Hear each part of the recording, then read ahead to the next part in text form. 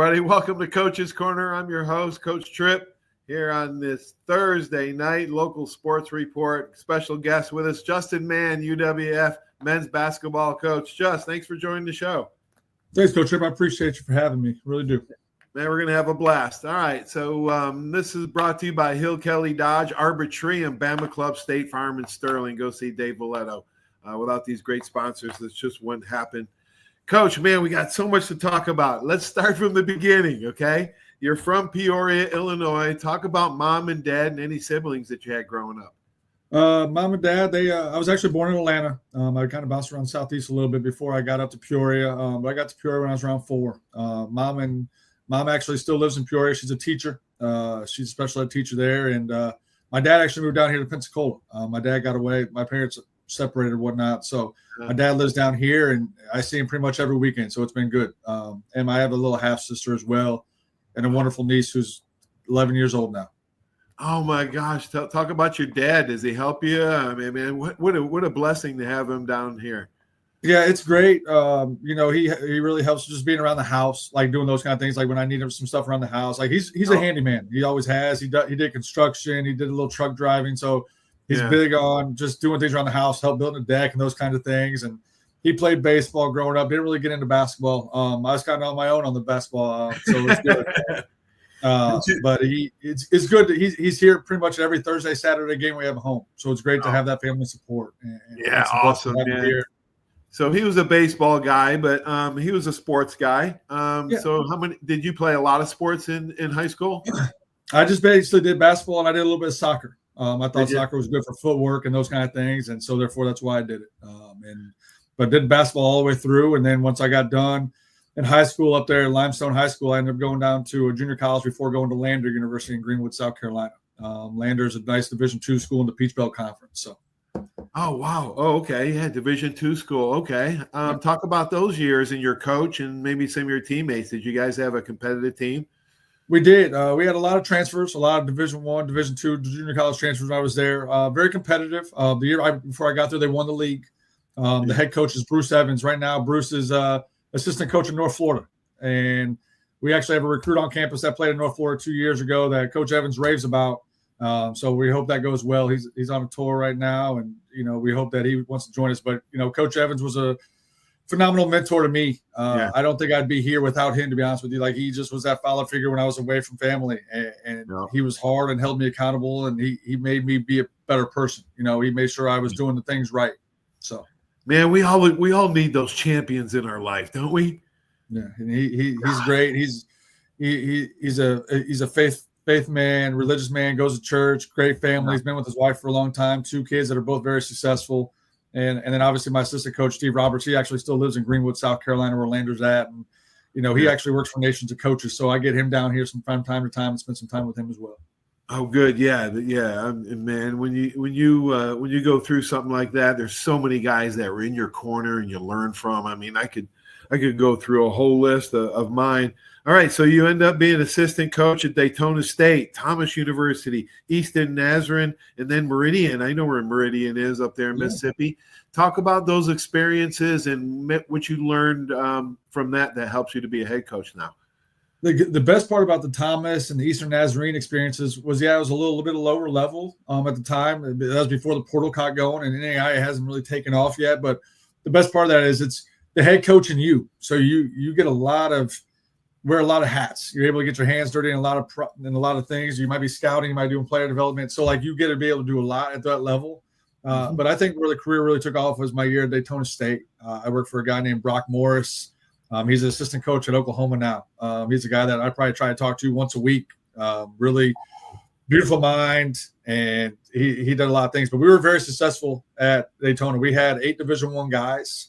One of them's on the New York Knicks G League. One of the other guys I had to work with daily is overseas in Spain. So that's kind of where Daytona kind of took off for my career, and with working with Brock, and just he's very analytic driven. He taught me be very analytic, so you didn't have emotion. Take the emotion out of it, use the data, and that's how you coach your team. So because all kids are going to feel, you might not like them the best every day. So if you use the analytic driven method, it really helps. But Brock is very personal as well and man of faith, and I think that's good. And so after Daytona, I kind of went to Independence, Kansas, and I was there for 4 years, 2 years as the assistant, 2 years as head coach. And going from Daytona, where we won 25 games and went 25-7 in the Florida junior college system. I mean, that was the year that the Panhandle was loaded. We were loaded. Florida Southwestern was loaded. Like, I would say Florida probably had 50 plus Division I players come out that year. Like, it was deep. It was talented. And went to Independence, Kansas with the first year coach, Bill Morosco. He's actually the head coach at Lynn now. So he's down here in Florida with me. He's from South Florida. And so did 2 years as assistant with him. He left to go to Garden City, and then I was able to take over as the head coach. And I think in those 4 years that I was at Independence, along with Bill for 2 and myself for 2, I think we had over 35 guys go Division I. So I thought that was kind of where the career kind of took off for us and myself. Wow, the development has to be quick in those schools. You only get them a couple of years. Now you're at a 4-year school.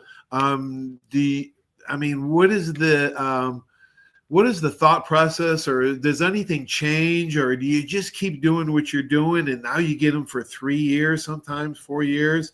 I mean, well, you hope. You hope. Yeah, you hope you do. The transfer portal is almost like everybody's community college, right? Everybody gets them for just 2 years now. It is. And my thing is, if you come here and take care of what UWF needs to take care of, and you buy into what we're trying to do, and we're successful, say we're successful that 1 year, say, we have a really good year, and you want to try to go to that level, I'm not going to hold you back. But if you come in and you're all about you, that doesn't work for me. Like, I want guys to be bought into UWF. I mean, our motto here is building champions for life. And I think UWF has all those resources here for our kids to be successful. That's what makes it great. They do, man. What a great university you got here, Coach. I mean, I know you only been here about a year and a half, but talk about January 8th, 2024. You're only the 5th head basketball coach, men's basketball coach here at UWF. Now they've won 11 national titles with Coach Fell, winning his 3rd last week. Talk about the culture here, what Dave Scott has done, and what you can possibly accomplish here at the university. I give a lot of credit to Dave Scott taking a chance on me, but also, obviously Tony Wynn's my advisor now, the guy I have to go to with my things. But like Dave and Tony and obviously Megan Barter, just all of our admin have been phenomenal. They treat us like everything. They don't just treat us as a coach. That's relationship based here, and that's what I love about it the most. Like, I walk up down this hallway, I got Coach Yelton, women's basketball coach, who just won national championship in North Carolina. She's always full of energy, and I got Coach Walter right behind me, who could probably hear me talking right now, who's won 17 conference championships in a row. So what I love about West Florida is just the winning culture, like you said. But it's a place that people have been for a long time. I mean, Dave's been over here 30 years. Coach Fell been over here 30 years.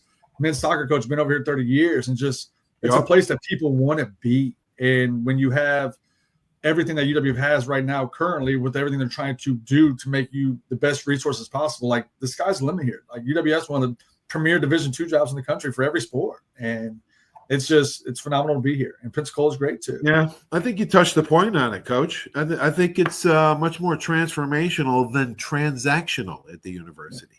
And you've probably seen transactional, what could quid pro quo, what can you do for me, I do for you. But I think UWF maybe has a little bit different culture.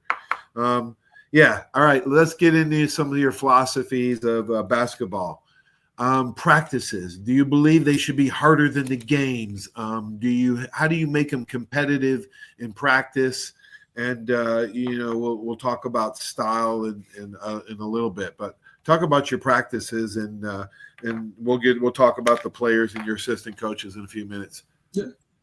Practice has got to be tougher in games. We got to make it harder. We really want to challenge our guys, especially early on when we get them in the fall, when you only have those 4 hours a week. We don't do a lot of team stuff right away just because we have so many new guys. So we got to try to get them into shape, get them to learn certain things, get them to learn verbiage. So we're really detail oriented by having 4 to 8 guys at a time. And so in that 4 to 8 people in the hour, they're always getting a rep. They're not just standing and watching and trying to.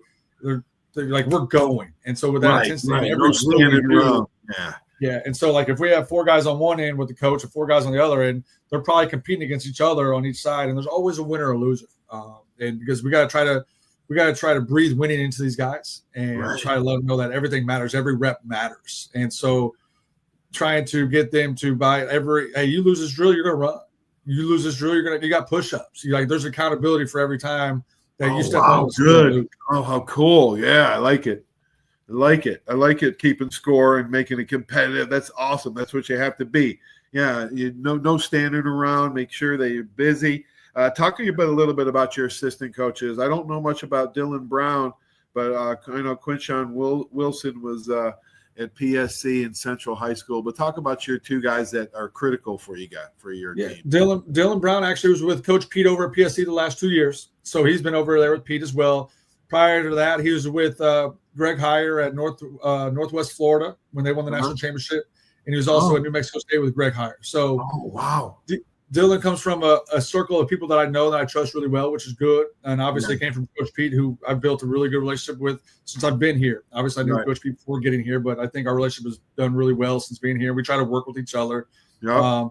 And so Dylan got here probably about a month and a half ago, about mid-April, and then Coach Q going into his second year with me, right-hand man, he does great. He's really good being with the guys, trying to get the guys on, he's that rally behind the scenes, get the guys going, spend some time with them. He likes to be in the gym. He's really good with player development, but two guys that, I rely on heavily right now. I'm here with you and they're out there running the camp, making sure everything runs smooth. Well, one's running camp and the other one's with the recruit. So we got us all kind of split out today.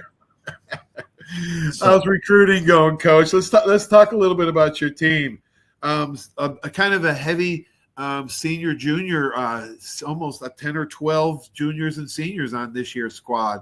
No, I didn't see any sophomores, but how is this year's squad? And talk a little bit about Xavier and Latarian White. Are they back to lead your big men? Latarian graduated. LT graduated. He's actually working on. Yeah, he graduated. He just graduated with a psychology degree here. Good. And Xavier.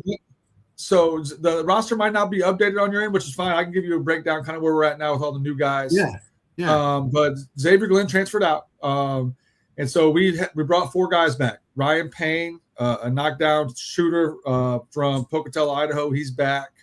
Elijah Weich is back. Our 6'6", kind of like masterpiece that you can move around all different places on the floor. He's like a do-it-all guy for us. We bring back Sana Rutika, our 6'9" forward that sat out this past year. He had an injury last year, had surgery on it. But recruiting to go along with those guys, and we have Zach Clark back, who played at PHS. Those are our 4 returners. Okay. We got 2 freshmen coming in. We got Hudson Rowe coming in from Overgrowth Breeze, and we had Jordan Samuel coming in from Atlanta. Those are our 2 freshmen coming in. We have a redshirt sophomore coming in from High Point. He's down from Palm Beach. 6'6", about 205, really good shooter, stretch forward type player. Yeah. And then after that, we have 3 more Division II transfers, 2 junior college transfers, and right now 3 Division I transfers. Wow. So it's a little bit all over. A lot of new guys. And so I like our Division II transfers. Our Division II transfers, I look it up on board because it's on our board here, but our Division II transfers, 2 of them shot over 38% from the 3. They're both 165 by 205. The other one's 6'4", 195. So both really good size. They both average right around 12, 13 points of their Division II schools. And then we have a 6'7" Division II transfer coming in that averaged 3.5 offensive rebounds a game. That averaged right around 10 and 10 at his Division II. And then we brought a 6'10" junior college transfer in from South Sudan. He runs the floor hard. He rebounds. He blocks shots. Yeah. And so we'll definitely have to get him polished up on the offense side, but he does a lot well. Our other junior college transfer from Atlanta, he played at Tallahassee State, so he played in the Panhandle. He averaged 14 points at Tallahassee and shot 40% from the 3 as well. Holy cow, Coach. Great job for getting these guys in. Holy mackerel, man. And then our 3 Division I transfers, they got a chance to be special. One of them was from Spanish Fort, Colby McAllister. Originally from Pace, played at Spanish Fort. He averaged 6 and 3 at the Citadel. And then our point guard, which is, I think, our catalyst, because that's where we kind of struggled a little bit last year, because we didn't have a true point guard. And now we have one coming in from Utah Tech. He was all freshman team at Utah Tech.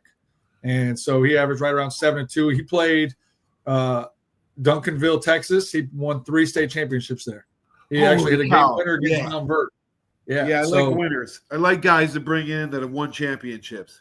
Yeah, he beat Mount Verde. He hit the game winner against Mount Verde. So, and right now we have another transfer on the board that played at Mercer in North Florida. So it'll be interesting to see where this all pieces together. Holy cow, man! It is going to be competitive to get a starting job now. Yeah, you want to get out there and play. You're going to have to bring it every single day. Holy cow, Coach! That's outstanding, man. I can't wait to see this year's team. Yeah, you got a lot of new guys. I know you have to gel them quick. That's the hard part these days. That's the hard part, man. That's the hard part. Get them together, love each other. And are you doing any team building skills or stuff off the court that these guys can get to know each other?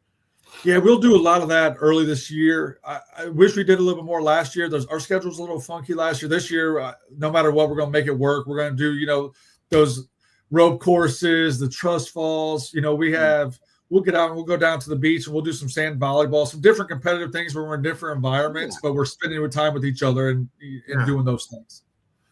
Awesome. Last year we did dodgeball with the softball team that really went well. So I like to try to we like to try to do things with other coaches here because again, it's that environment that we're in. And so and then go support each other. Yeah, you get to like the other team and like the other guys and players and girls, and you want to go support each other. And then it just builds from there. That's awesome. Absolutely. All right. One last thing, your style of play. I know your point guard's important for your how you run your offense and so forth. But are you a big analytics guy? Are you big on the three, no 2-point shot, and kind of like Bama's philosophy is? What kind of offensive philosophy are you guys running? I want our guys to play to their strengths. And I thought last year's team compared to the roster that we have coming in this year. I think last year we had a lot more guys that were better at the mid-range than they were at the three. So we kind of let them take it. But at the end of the day, threes are more work than two. So if you got guys that are really good at twos, but you got another team that's better at threes. So this year's roster, I think we shoot the three much better. So I'm not a 3-no-2. I like three and rim. But if you can get to your spot that you can make a shot, I'm not opposed to it. But for me, I want our guys to be able to get the ball up and go. I want to play fast, defensive transition. Run.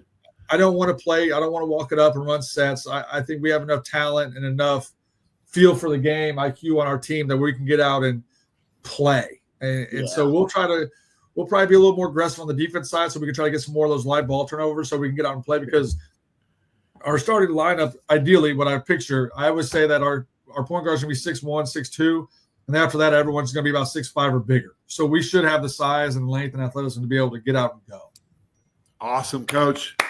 Thanks so much for taking the time out of your camp for doing this, Coach. I appreciate it. Can't wait for the season to start, and I know you're going to make great things happen here. Really impressed, and look forward to the season coming up. When do you guys kick off the season?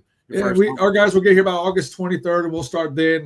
Right now, our first season opener is the crossover. We got to go up to AUM this year. We got Spring Hill and Tuskegee up there, but that's November 14th to 15th. But we'll get rolling in August to get these guys rolling.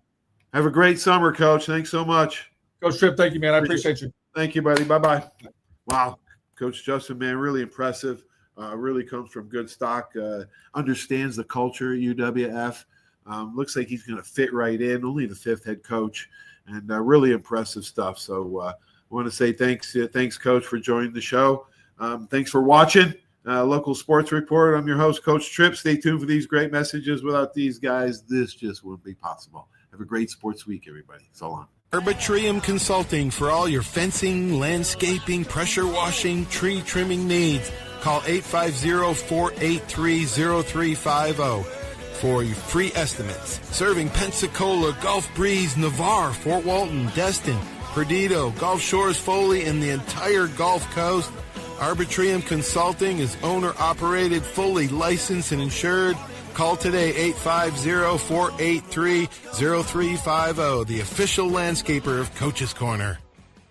Hey, Bama fans, this is Will Moore, president of the Pensacola Bama Club. You can find us at PensacolaBamaClub.com. We are your official alumni chapter in the Pensacola and surrounding areas.